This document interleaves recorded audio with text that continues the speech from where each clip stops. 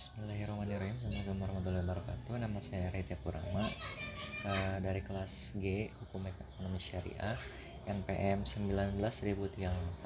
Di sini saya akan menjelaskan sedikitnya mengenai kajian sistem hukum gadai oleh Lembaga Pegadaian Syariah di Indonesia terhadap perspektif hukum ekonomi Islam. Di sini saya akan merangkum beberapa materi dari jurnal yang sudah saya upload di LMS. Nah, jadi adalah salah satu urgensi pegadaian syariah gitu, dimana sebenarnya bagi perum pegadaian bisnis syariah ini merupakan peluang yang tidak bisa dilewatkan begitu saja. Nah, sistem gadai syariah ini kan diberlakukan sebenarnya mulai Januari 2003 dengan harapan dapat memberikan ketenangan dalam memperoleh pinjaman tanpa bunga dan yang pastinya halal.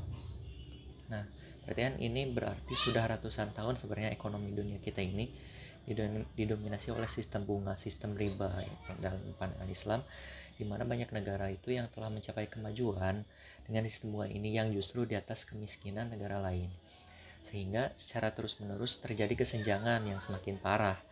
Nah, pengalaman di bawah dominasi perekonomian dengan sistem bunga ini selama ratusan tahun membuktikan sebenarnya bahwa sistem bunga ini memiliki ketidakmampuan untuk membatasi kesenjangan ini, justru malah semakin memperparah.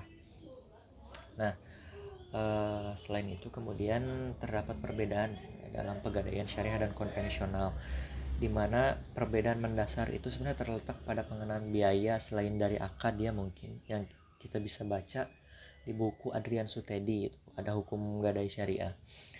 Perbedaan besar pada pegadaian konvensional itu biaya itu adalah bunga yang bersifat akumulatif dan berlipat ganda.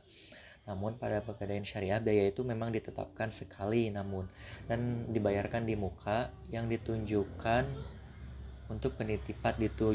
itu untuk penitipan.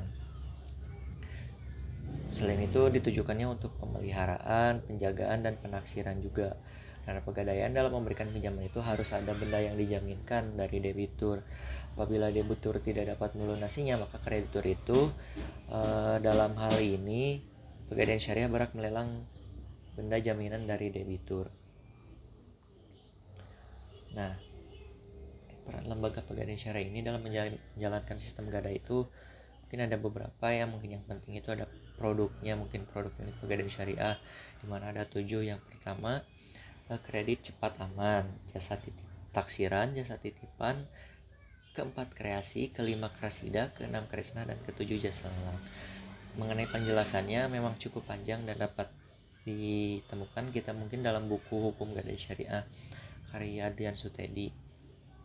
Dan yang paling penting mungkin dalam bagian ini adalah pengenaan akad, di mana ada 6 akad dalam sistem pegadaian syariah. Yang pertama ada Qardul Hasan, kedua Rahan, ketiga Izaro, keempat itu Mudorobah, kelima Bai Mugoyodah, dan keenam Musyawarah Amwal Al-Inan.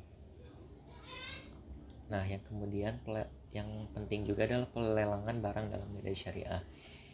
Nah, pelelangan benda jaminan gadai syariah ini di pegadaian syariah itu pada praktiknya menerapkan sistem penjualan jaminan yang telah jatuh tempo dan tidak bisa ditebus oleh rahin oleh pihak muartain itu dijual. Adapun maksud dari penjualan barang tersebut itu sebagai salah satu upaya pengembalian uang pinjaman beserta jasa simpan yang tidak dapat dilunasi sampai batas waktu yang telah ditentukan. Namun dalam pelaksanaannya meskipun merupakan sistem penjualan, namun dalam pengarsipannya tetap merupakan sistem pelelangan. Hal ini diterapkan karena di satu sisi pegadaian syariah juga ingin mendekatkan syariat Islam secara keseluruhan, namun di sisi lain pegadaian syariah juga masih harus mengikuti peraturan yang diterapkan oleh pegadaian konvensional, di mana pegadaian syariah harus menyerahkan biaya lelang dan pajak lelang. Demikian singkat dari sistem pegadaian syariah. Terima kasih. Assalamualaikum warahmatullahi wabarakatuh.